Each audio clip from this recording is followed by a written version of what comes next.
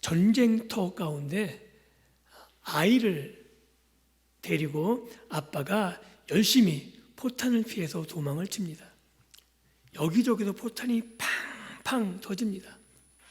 도저히 그 포탄을 헤쳐나갈 길이 없어서 포탄이 멈출 때까지 숨어 있을 곳을 찾다가 포탄이 떨어지는 그 지역에는 다시 포탄이 떨어지지 않는다는 사실을 기억하고 아빠가 먼저 포탄이 떨어진 구덩이로 들어갑니다.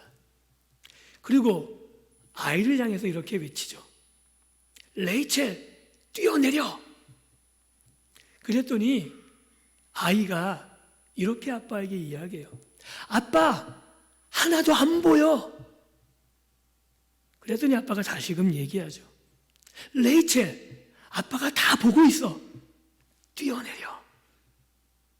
그 말을 듣고 아이는 서슴없이 자기의 몸을 아빠에게 맡기기로 하고 뛰어내립니다.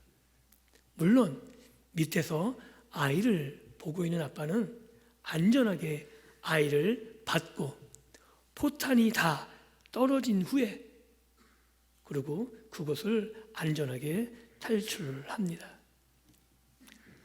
오늘 우리가 방금 전에 들었던 이 예화가 사도 바울이 말하고 싶었던 오늘 17절에 기록된 오직 의인은 믿음으로 말미암아 살리라 함과 같다는 그 내용을 잘 설명할 수 있는 예화라고 생각합니다.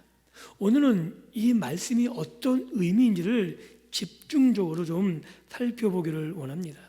지난 시간에 사도 바울이 복음을 부끄러워하지 않는다는 것, 그것이 어떤 의미인지에 대해서 살펴보았죠. 복음이 정치적인 용어이고, 그런데 사도 바울은 그 당시 패배자로 보였던 예수, 패배자이고 수치스러운 죽임, 십자가의 죽임을 당한 예수를 선택했던, 부끄러움을 선택했던 바울 자신. 그러나 그것이 전혀 부끄럽지 않았던 이유가 그 십자가가 정말 하나님 편에서는 구원의 소식이었다. 그러기에 나는 그 예수의 복음, 십자가의 복음이 수치스럽고 부끄럽지 않다라고 말했습니다. 그리고 그 이유에 대해서 십자가가 하나님의 지혜고 능력이라는 사실을 설명해 보았습니다. 그 이해가 복음에는 하나님의 의가 나타난 것인데 그 의라는 것은 관계론적인 것으로 하나님이 얼마나 하나님다우신지, 이스라엘 편에서, 아니 인간 편에서 하나님이 어떻게 인간에게 구원을, 능력을 가지고 지혜를 가지고 베푸셨는지 살펴보았습니다. 그래서 믿음으로 믿음에 이르게 한다는 것, 그것이 하나님의 은혜로 출발해서 어떻게 우리가 하나님을 온전히 신뢰할 수 있었는가에 대해서 지난주에 자세하게 살펴보았습니다. 그리고 오늘 사도 바울이 이렇게 말하죠. 오직 의인은 믿음으로 말미암아 살리라 함과 같다. 이 말씀은 하박국 2장 4절에 나오는 말이에요. 즉 사도 바울이 오늘 우리에게 말한 로마서 1장 17절을 이해하기 위해선 하박국 전체 내용을 이해할 때 가능한 거죠. 하박국은 소선지자입니다. 굉장히 분량이 짧아요. 3장뿐이 안 됩니다. 그런데 이 하박국 선지자와 구약의 다른 선지자와는 아주 큰 차이점이 있습니다. 어떤 차이냐면 하박 외 모든 선지자들은 하나님의 말씀을 받아 이스라엘 백성들에게 외치죠. 너희들이 얼마나 잘못 살았는지, 하나님의 말씀에 얼마나 순종하지 않았는지, 그래서 회개해라, 돌이켜라, 그러면 하나님이 용서하신다. 이게 모든 선지자들이 하나님께 말씀을 받아서 이스라엘 백성들에게 외친 내용이에요. 그런데 하박국 선지자는 이스라엘 백성들에게 외치는 말이 아니죠. 독특합니다. 오히려 그런 이스라엘 백성들이 어려움을 겪고 이스라엘 백성들이 전쟁의 그런 환난을 겪고 그리고 하나님을 믿지 않는 사람들이 오히려 잘 사는 그런 환경들을 보면서 회개를 외치는 것이 아니라 하나님께 따져요. 하나님, 이게 가능한 겁니까? 하나님을 믿는 백성들이 있는데 왜 이스라엘이 악의회행합니까? 하나님, 왜 가만두십니까? 하나님, 정말 일하지 않으실 것입니까? 이게 하박국이 하나님을 향해서 외치고 있는 질문인 거죠. 하박국은 이해할 수가 없는 거예요. 하나님이 정말 살아계시고 하나님의 능력이 계시다면 이스라엘의 악을 제하시고 하나님의 말씀을 온전히 순종케 하셔서 이스라엘이 하나님 앞에 바르게 서서 온 땅을 지배하는 나라로 강성해야겠는데, 아무리 봐도 이스라엘이 하나님 앞에 범죄하고 그 범죄 때문에 이스라엘이 어려움과 환난 속에 들어간 이 모습을 도저히 이해할 수가 없어서 하나님 앞에서 항변하고 있는 겁니다. 하나님, 도대체 왜 이러십니까? 하나님, 왜 이렇게 가만 내비두십니까? 그런데 하박국에게 돌아온 하나님의 답은 뜻밖의 대답이죠. 하나님께서 하박국서 1장 5절에 하박국의 그 질문에 내가 놀라운 일을 행할 거다라고 말하고 계세요. 한번 같이 읽어보겠습니다. 시작. 여호와께서 이르시되 너희는 여러 나라를 보고 또 보고 놀라고 또 놀랄지어다. 너희의 생전에 내가 한 가지 일을 행할 것이라. 누가 너희에게 말할지라도 너희가 믿지 아니하리라. 하박국이 따졌더니 하나님이 대답하시는 거예요. 내가 이제 너에게 알려줄 건데 아무도 믿지 않을 거야. 그게 뭐냐면 갈대아인을 통해서 이스라엘을 아예 짓밟아 버릴 거야. 하박국이 기대했던 건 하나님이 일하셔서 이스라엘을 치유하시고 이스라엘의 공의를 세우시고 정의를 세우시고 이런 것을 기대할 텐데 하나님은 그렇게 답 안 하세요. 야, 내가 이제 한 가지 놀라운 일을 할 건데 아무도 믿지 않을 거야. 그게 뭐냐면 너희가 가장 싫어하는 바벨론, 갈대아인, 강포하고 악이 가장 강성한 그 나라를 통해서 이스라엘을 내가 아예 쓸어버릴 거야. 하박국이 어땠을까요? 하박국은 아예 기가 차는 거죠. 그래서 1장 17절에 하박국이 이렇게 다시 한번 하나님께 질문하죠. 같이 읽어볼게요. 시작. 그가 그문을 떨고는 계속하여 여러 나라를 무자비하게 멸망시키는 것이 옳으니까. 즉 그 갈대한 바벨론 사람들이 그렇게 여러 나라를 짓밟고 그것도 하나님의 나라가 이 하나님의 나라를 짓밟는 게 말이 됩니까? 어떻게 이런 일이 일어날 수 있겠습니까? 그러고 나서 기다리는 거죠. 하나님의 대답을 내가 기다리겠다. 그때 들려준 대답이 하박국서 2장 4절이에요. 한번 같이 읽어보겠습니다. 시작. 보라, 그의 마음은 교만하며 그 속에서 정직하지 못하나 의인은 그의 믿음으로 말미암아 살리라. 여기에 사도 바울이 놀라운 고백이 나오죠. 의인은 그의 믿음으로 산다.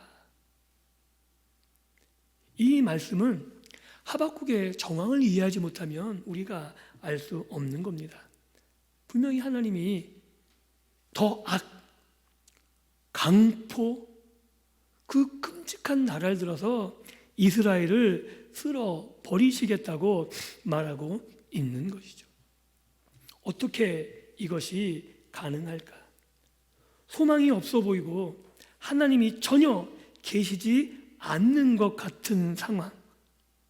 그때 하나님께서 의인은 믿음으로 말미암아 산다라고 말하고 있는 거죠. 여기서 믿음은 그래서 그 사람의 의지와 결단 이런 것이 될 수 없는 거예요. 하나님이 하박국에게 말하고 싶은 것이 뭐냐면 의인은 내가 지킨다예요. 즉 갈대아인 너희들이 도저히 생각할 수 없는 그 끔찍한 현실들, 그 상황에서 하나님을 바라보는 그 의인은 내가 지킬 거야 라고 하나님이 말하고 계신 거죠. 그래서 이 믿음이란 게 얼마나 중요하냐면 이렇게 이해할 수 있습니다. 즉, 한 가지 예를 들면 여러분 저를 믿을 수 있겠어요? 아니면 여러분 남편을 믿을 수 있겠어요? 여러분 아내를 믿을 수 있겠어요? 얘기해 보세요. 여러분 가족을 더 믿으세요? 저를 더 믿으세요? 솔직하게 전 당연히 저를 믿는 말이 나오면 안 된다고 생각해요. 그죠? 그럼 가족이 얼마나 그건 심각한 거예요. 당연히 누굴 더 믿어야 돼요? 가족을. 왜 가족을 더 믿을 수밖에 없죠? 당연히 가족을 더 신뢰하니까. 가족을 더 잘 알잖아요. 그죠? 알기 때문에, 그리고 관계가 맺어졌기 때문에 신뢰하는 거죠. 제가 목사지만 저를 어떻게 아세요? 뭘 아세요? 모르잖아요. 그렇기 때문에 신뢰가 형성되지 않는 거죠. 우리 목사님하고 저하고 당연히 여러분 입장에서는 누가 더 신뢰가 돼요? 목사님이 신뢰가 돼야 돼요. 안 그러면 집에 가서 고민 많이 하셔야 돼요. 당연한 거예요. 관계 속에서 신뢰가 형성되는 거죠. 믿음이란 그래서 아는 것에서 출발해요. 하나님이 오직 의인은 믿음으로 말미암아 살리라고 말할 때에는 하나님과 이스라엘 관계 속에서 이스라엘 내가 책임지냈다는 거예요. 그리고 그 의인, 하나님을 신뢰하는 그 의인은 하나님을 알기 때문에, 하나님이 어떤 분인지 알기 때문에 하나님을 신뢰함으로 하나님께 맡길 수 있는 거죠. 자신의 온 삶을. 그 표현이 의인은 믿음으로 말미암아 산다라는 거죠. 지난 시간에 말씀드렸듯이 하나님의 의가 나타났다는 것은 옳고 그름의 문제가 아니라 하나님다우신, 이스라엘이 죄악을 지었음에도 하나님이 그 언약을 깨트리지 않으시고 그 언약을 끝까지 붙잡고 계시고, 그리고 그 언약을 끝까지 지키시고 회복하기 위해서 누구까지 보내셨다고요? 그 아들까지. 그 사실을 안다면 하나님 앞에 서서 하나님을 그렇게 아버지로 고백하는 사람이 하나님을 신뢰할 수 있지 않을까요? 그래서 그 어려운 환경들, 아무리 갈대아인이 강포와 횡포를 가지고 이스라엘을 짓밟는 상황이 돼서도 하나님을 아는 사람들은 하나님께 자신을 맡길 수 있는 것이고, 그런 자들은 내가 책임지고 보호하겠다는 표현이 사도 바울이 말한 하박국의 고백인 거죠. 오직 의인은 믿음으로 말미암아 살리라 함과 같으니라.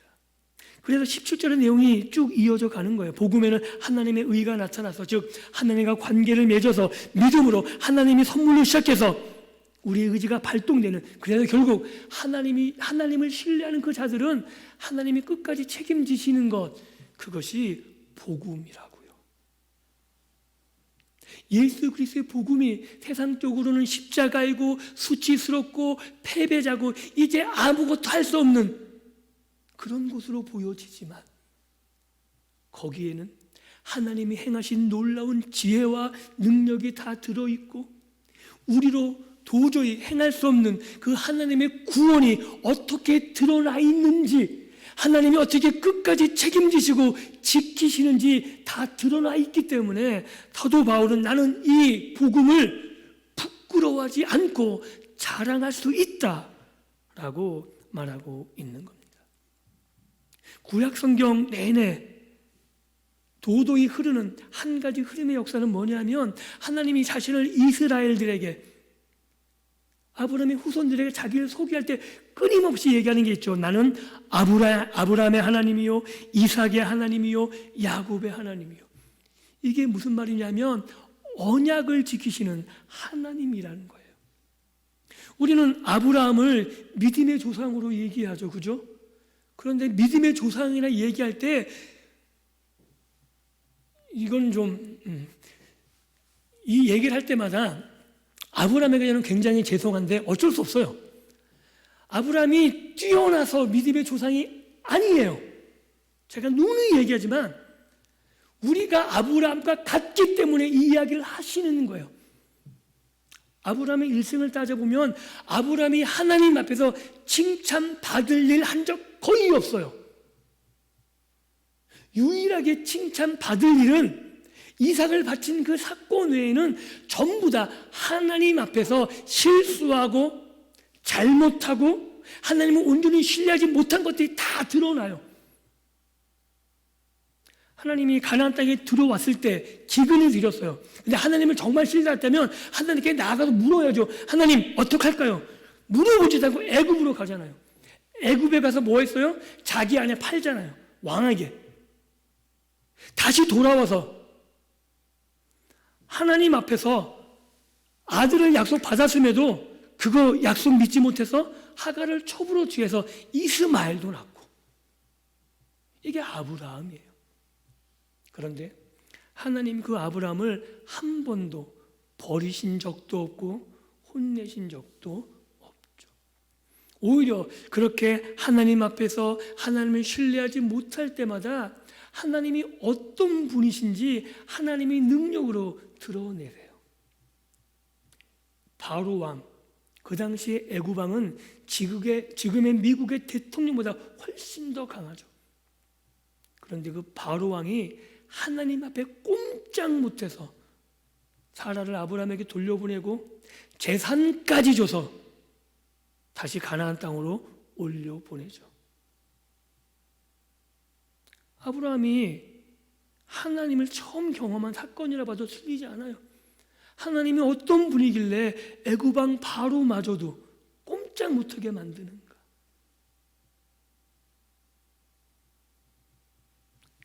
하나님이 아브라함과 이삭과 야곱을 이야기하면서 이스라엘 백성들에게 말할 때에는 그 이야기를 하고 싶은 거예요. 내가 아브라함을 버리지 않고 끝까지 아브라함을 하나님의 사람으로, 믿음의 사람으로 만들어 갔듯이 내가 너를 그렇게 만들어 갈 거야 라는 하나님의 의지와 집념을 표현한 것이 아브라함의 하나님, 이삭의 하나님, 야곱의 하나님이라는 거죠.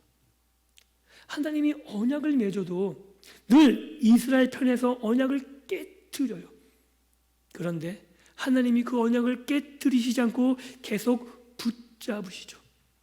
즉 하나님 쪽에서 이스라엘의 운명을 결정하고 계시는 거예요. 그래서 하나님을 얼마나 아느냐에 따라서 그의 믿음이 달라지는 거죠. 하나님은 아는 만큼 믿음이 자라고 성장해 가는 겁니다. 그래서 성경을 통해서 우리의 삶 속에서 하나님을 많이 경험하시고 하나님을 알아갈 수 있기를 주님의 이름으로 축복합니다. 이 성경 안에서만 하나님을 지식적으로 아는 건 별 의미가 없어요. 제가 세례 교육을 하거나 택신자 교육을 맡아서 할 때마다 가장 많이 강조하는 게 뭐냐면, 특별히 11조 같은 경우를 얘기할 때 11조는 처음부터 하시라고 권면해 드려요. 한번 여쭤볼게요. 100만 원 버는 사람이 10만 원 11조 하는 게 어렵겠습니까? 아니면 한 5천억 버는 사람이 500억 헌금 11조 하는 게 어렵겠습니까? 어느 게 어렵죠? 똑같이 어렵습니다. 왜냐하면 100만 원 벌어서 10만 원 내는 거 쓸 게 없어서 어렵고요. 5천억 벌어서 500억은 너무 많이 내야 되기 때문에 어려워요. 그죠? 그러니까 적어도 어렵고 커도 어려워요. 그래서 다 안 하려고 해요. 그래서 11조는 맨 처음부터 하는 게 굉장히 중요해요. 그러고 나서 어렵던 많이 내던 하나님이 내 삶을 채우시는 걸 경험하라고 권면해 드리죠. 그래서 하나님이 내 물질을 책임지는 경험을 하지 않으면 헌금 생활은 어렵습니다. 내 것 같은데 안 그렇겠어요? 하나님이 나에게 공급하시는 것이 아니라 내 것 같으면 내가 주고 싶지 않겠어요? 내 가족과 내 자녀들을 위해서 다 남겨두고 저축해야 될 것 같은데, 그런데 하나님이 물질의 주관자가 되시고 하나님이 나를 공급하시는 것을 경험하고 인정하면 11조가 어렵지 않죠. 왜냐하면 내 것이 아닌 걸 알기 때문에. 주신 분도 하나님이시요 거둬가는 분도 하나님이시라는 욥의 고백이 우리의 인생에서 나오게 되는 거죠. 하나님을 알게 되면, 그리고 하나님이 선하시고 인자하시고 자비하시고 나를 회복시키시고 나를 책임지시는 하나님이심을 알게 되면 우리의 삶은 달라지게 되는 겁니다. 우리의 삶이 왜 어려운지 아세요? 내가 다 계획하고 내가 다 준비하고 내가 다 해야 될 것 같기 때문에 어려운 거예요. 그러면 복음이 눈에 들어오지 않습니다. 하나님이 나를 향해 하신 일들이 전혀 눈에 들어오지 않아요. 세상의 자랑거리가 자랑거리인 것 같고 하나님이 나에게 하신 일들은 내세울 게 없는 것처럼 느껴지게 되는 거죠. 나를 회복시키시고 나를 치료하시는 게 전혀 나에겐 감동적이지 않습니다. 그런데 실제로 우리의 삶을 책임지시고 우리의 삶을 공급하시는 분이 하나님이심을 내가 인정하는 그 순간 우리는 정말 자유로운 삶을 살 수 있는 거죠. 꼬박꼬박 월급만 받아가는 편하게 살 수 있는 월급장이처럼 책임을 다 하나님께 맡길 수 있는 거예요. 그리고 나에게 주어진 삶에 매일매일 최선을 다해서 하나님의 나라를 위해서 하나님이 주신 것을 선용해 가면서 쓸 수 있는 거죠. 사도 바울은 복음이 그렇다고 말하고 있는 거예요. 하나님 앞에서 얼마나 자유로운 삶을 살 수 있는지. 그래서 복음에는 하나님의 의가 나타나서 믿음으로 믿음에 이르게 하니 기록된 바 오직 의인은 믿음으로 말미암아 살리라. 즉 다른 거 어떤 것으로 사는 게 아니라 하나님을 신뢰함으로 하나님이 지키심으로 이 땅을 산다라고 말하고 이것이 나의 고백이듯이 이것이 내가 사랑하는 나의 가족들, 내가 전하는 내 이 복음을 전하는 그 이웃들의 입에서도 동일하게 고백되어지기를 원한다는 거죠. 사도 바울이 로마로 압송되기 전 아그리빠 왕 앞에서 아그리빠 왕이 사도 바울에게 말해요. 네가 너무나 많은 것을 알아서 내가 미쳤구나. 그때 사도 바울이 자신 있게 얘기하죠. 왕이여, 지금 이 시간 내가 이렇게 결박된 것 외에는 모두가 나와 같기를 원합니다. 그게 무슨 말이에요? 모두가 나와 같이 예수를 주로 고백하는 사람이기를 원합니다. 왜요? 이 복음에는 하나님의 의가 나타나서 이 복음은 정말 의인이 믿음으로 말미암아 살리라는 이 놀라운 하나님의 능력이 우리에게 주어졌다라고 말하고 있는 겁니다. 사랑하는 성도 여러분, 우리는 은혜로 구원받았습니다. 믿으십니까? 우리가 먼저 행한 게 없어요. 우리가 로마서 5장 8절에 보면은 아직 원수 되었을 때 하나님이 우리를 위해서 먼저 우리를 사랑하셨다고 분명히 말하고 있습니다. 이 사실을 깨닫는 자만이 하나님의 은혜가 얼마나 큰지 감격할 수 있는 거죠. 손양원 목사님 양아들 아십니까? 친아들을 죽였던 그 사람, 그 아들을 양자 삼았어요. 그 아들의 양자가 된 그 아들의 입장에선 그 사랑이 얼마나 놀랍겠어요. 원수인데 자기를 양아들 삼아서 새로운 삶을 시작하게 하잖아요. 그 모습이 하나님의 모습인 거죠. 도저히 생각할 수 없는 일들을, 우리가 원수임에도 불구하고 우리를 구원하실 뿐만 아니라 우리를 양자 삼으셔서 이제 우리가 하나님의 양자로서 하나님이 하신 놀라운 일들을 우리의 입을 통해서 자랑하게 하고 계신 겁니다. 그렇기 때문에 우리가 자랑하려면 하나님이 나에게 하신 일들을 알고 계셔야 되는 거죠.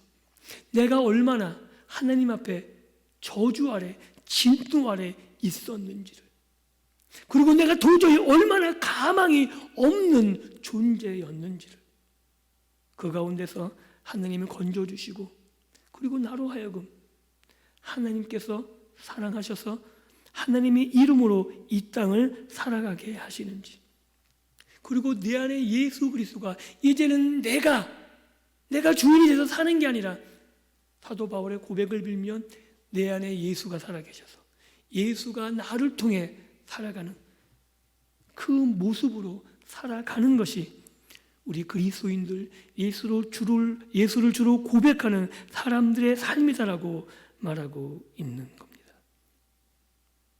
오늘 사도 바울이 복음을 부끄러워하지 않는다는 이 고백이 우리가 주 앞에 서는 그날까지 우리의 삶을 살아가면서 우리를 만나는 모든 자들에게 우리의 입술을 통해서 고백하는 내용이기를 주님의 이름으로 축복합니다.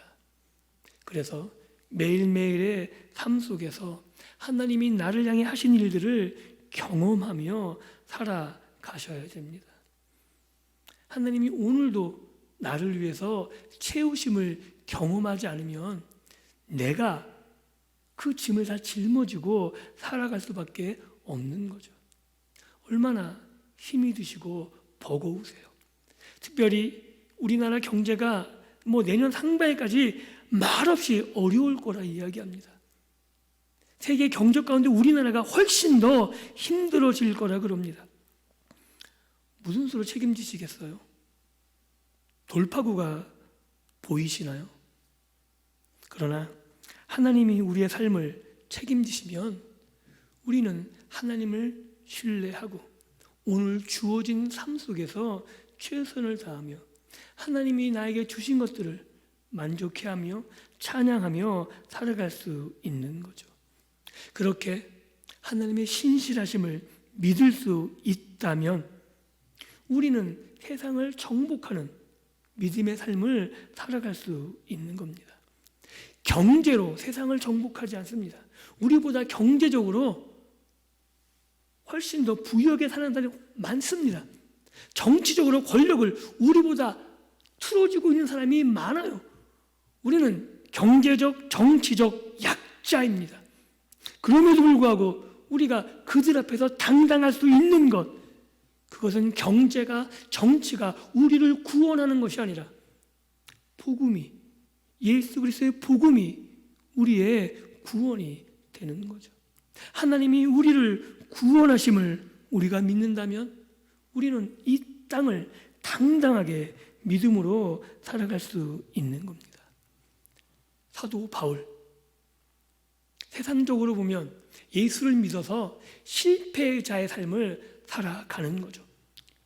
매를 맞고 감옥에 갇히고 결국 왕 앞에서 죽임을 당할 수밖에 없었던 바울.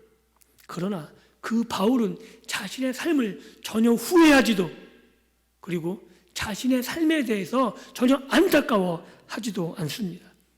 오히려 오늘 우리가 읽은 로마서의 말씀처럼 자랑하고 다니죠. 복음을 부끄러워하지 않고 나는 이 복음을 자랑한다라고 외칠 수 있는 거죠. 그리고 그 자랑함을 가지고 로마로 들어가서 그곳에서 자신의 생을 바치는데 전혀 주저하지 않습니다. 왜냐하면 이 복음이 하나님의 능력이었고 하나님의 지혜였고 이 복음으로만 하나님이 이 땅에서 하나님 자신이 하신 일들을 드러내는 것이라고 사도 바울은 확신했기 때문입니다. 사랑하는 성도 여러분, 오늘 사도 바울처럼 의인은 믿음으로 살아갑니다. 즉 하나님을 신뢰함으로 이 땅을 살아갑니다. 그리고 그것을 내 삶을 통해 온전히 드러나게 될 때 세상 사람들은 나를 통해 예수 그리스도의 복음의 진수를 경험하게 될 것이고, 내가 예수를 주로 고백했듯이 그도 동일하게 그의 입을 통해서 예수가 정말 주시다라고 고백하는 놀라운 사건을 경험하게 될 것입니다. 그래서 오늘 사도 바울이 고백한 이 고백의 내용, 내가 복음을 부끄러워하지 아니한다는 이 고백을 가지고 여러분이 어디에 있든지 어떤 환경에 서 있든지 나를 구원한 하나님의 능력같이 십자가에서 나타난 이 하나님의 사랑을 마음껏 자랑하면서 살아갈 수 있는 믿음의 백성들의 삶이 될 수 있기를 주님의 이름으로 축복합니다. 기도합니다.